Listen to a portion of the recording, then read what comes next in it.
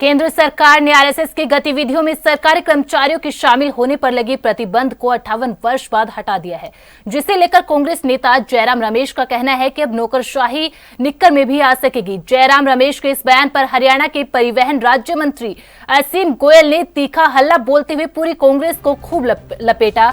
असीम गोयल ने जयराम रमेश के बयान पर पलटवार करते हुए उन्हें कांग्रेस का चरण चुंबक और चाटुकार करार दिया। असीम गोयल ने कहा कि आज दबी आवाज में कांग्रेसी भी आरएसएस की प्रशंसा करते हैं। वहीं असीम गोयल ने दीपेंद्र हुड्डा के बयान पर भी पलटवार किया।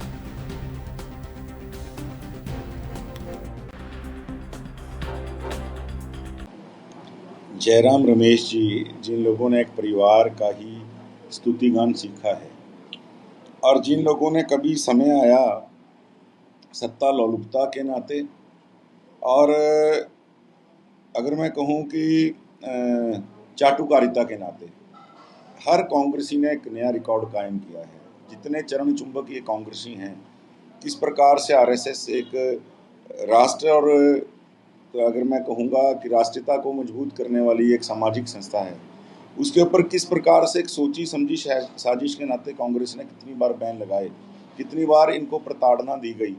और आज अगर केंद्र सरकार ने उस सामाजिक संस्था को जो राष्ट्रीयता से सीधा सीधा सबको जोड़ती है, एक बैन हटाया है इन कांग्रेस के जो काले कारनामे हैं, जिस प्रकार से इमरजेंसी लगी, आज इनके पास बोलने के लिए कोई नहीं है। जयराम रमेश जी उसके ऊपर कुछ नहीं बोलेंगे।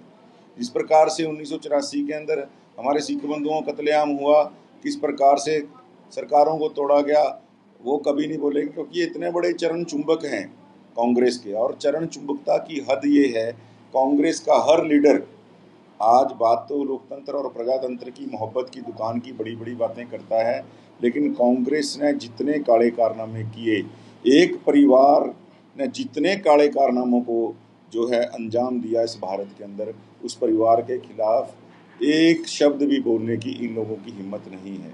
और मैं तो बड़ा स्पष्ट कहना चाहता हूँ कि इस देश का जो भारतीय है, जो राष्ट्रीयता को मानता है, कहीं तो कांग्रेसी हैं जो पीठ पीछे जाके कहते हैं कि संघ की शाखा से हमें सीखना चाहिए। और संघ की शाखा के अंदर केवल राष्ट्र, केवल भारत को एकजुट करने के लिए, भारत को ताकत देने के अलावा कोई बात नहीं करते। भारत का वैभव अमर रहना चाहिए, भारत का वैभव, भारत जो है विश्व गुरु बने, इस नाते एक सोच के नाते एक संगठन चल रहा है। और कांग्रेसी भी दबी जुबान में तारीफ करते हैं। तो ये जयराम रमेश जी की मजबूरी है, एक परिवार की चरण चुंबकता के नाते इनको जो है ऐसी स्टेटमेंट्स देनी पड़ रही हैं, और मैं इसका फैसले का स्वागत करता हूँ।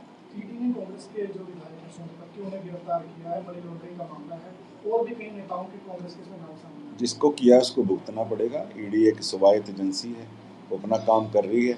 अगर आपने कुछ नहीं किया तो डर काहेगा, और अगर कुछ किया है तो भी डर काहेगा। जो होना है तो होना ही है।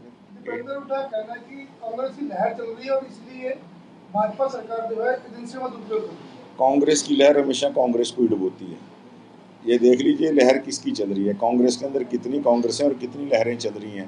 ये लहरें एक दूसरे को डुबो के मारेंगी। तो दीपेंद्र हुड्डा जी को मैं शुभकामनाएं देता हूं। अगली बार भी आदरणीय नायब सिंह सैनी जी के नेतृत्व में तीसरी बार एक जनता की सरकार बन रही है, आम जन की सरकार बन रही है, और दीपेंद्र हुड्डा जी को शुभकामनाएं। आम आदमी पार्टी ने कहा है कि हरियाणा में 24 घंटे बिजली फ्री देंगे और 1000 रुपये प्रति महिला देंगे अगर सरकार बनती है। आम आदमी ने जितने वादे पंजाब के अंदर किए, महिलाओं को अगर मान सम्मान देने की बात है, एक भी वादा पूरा नहीं किया। और जहाँ तक बिजली की बात है, आप देख सकते हैं दिल्ली और पंजाब के अंदर कितने कट।